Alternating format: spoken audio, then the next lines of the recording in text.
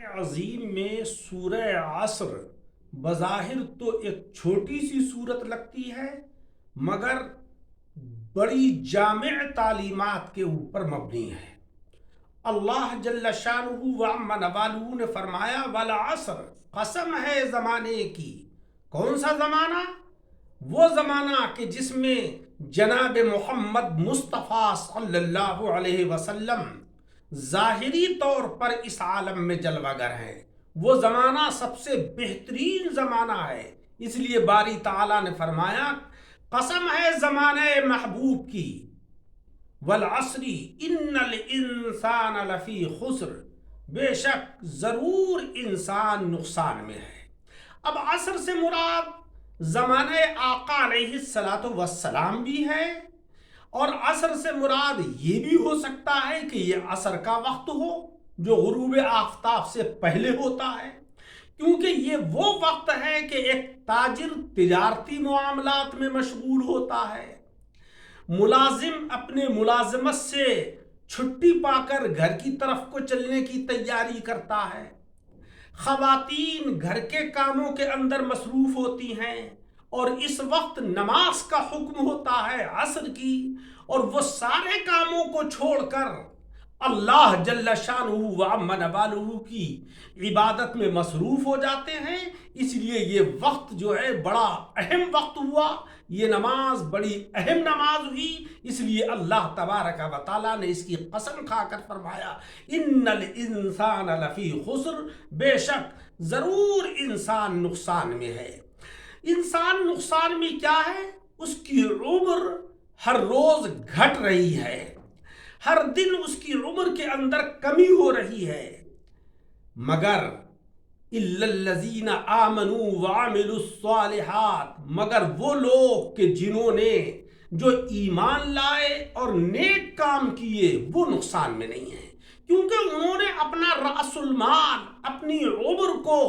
بڑے اہم کام کے اندر صرف کر دیا، یعنی ایمان کی دولت بھی حاصل کر لی اور انہوں نے نیک کام بھی کیے، تو وہ لوگ نقصان میں نہیں ہیں۔ ان کی عمر کا حصہ اچھے کاموں میں لگ گیا، اس لیے وہ نقصان میں نہیں رہے۔ وَتَوَاصَوْا بِالْحَقِّ، اور وہ لوگ بھی نقصان میں نہیں ہیں کہ جو ایک دوسرے کو حق کی تاکید کرتے ہیں، یعنی اللہ اور اس کے رسول کی تعلیمات ایک دوسرے پر پیش کرتے ہیں، اعمال صالحہ کی دعوت دیتے ہیں۔ اور آقا علیہ السلام کا ارشاد عالی ہے کہ جس نے کسی کو اچھائی کی دعوت دی اور اس نے اس پر عمل کیا تو اللہ تبارک و تعالی اس کو تو اس اچھائی پر عمل کرنے کا ثواب عطا فرمائے گا ہی، مگر اس کو کہ جس نے دعوت دی ہے اس کو بھی اتنا ہی اجر ملے گا۔ مثلا آپ نے کسی کو نماز پڑھنے کی دعوت دی اور اس نے آپ کی دعوت کو قبول کیا، نماز پڑھ لی، تو اس کو تو نماز کا ثواب ملے گا ہی، دعوت دینے والے کو بھی اتنا ہی ملے گا۔ وَتَوَاصَوْا بِالْحَقِّ، اور جنہوں نے ایک دوسرے کو حق کی تاکید کی، حق کی دعوت دی، وہ لوگ بھی نقصان میں نہیں ہیں، کیوں انہوں نے اپنی عمر کا قیمتی وقت اللہ کے کام میں لگا دیا۔ وَتَوَاصَوْا بِالصَّبْرِ، اور وہ لوگ بھی نقصان میں نہیں ہیں کہ جنہوں نے ایک دوسرے کو صبر کی وصیت کی کہ بھائی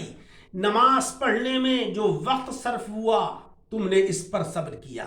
رمضان المبارک کے روزے رکھے اس میں تم بھوکے رہے، پیاسے رہے، صبر کیا،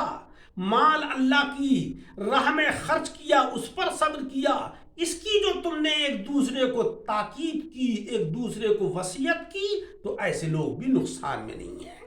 کتنی جامع تعلیمات پر یہ سورت مبارکہ مبنی ہے کہ اللہ تبارک و تعالی زمانہ محبوب کی قسم کھا کر یہ فرما رہا ہے کہ انسان ضرور خسارے میں ہے، لیکن وہ لوگ نقصان میں بالکل بھی نہیں ہیں کہ جنہوں نے اپنی عمر کا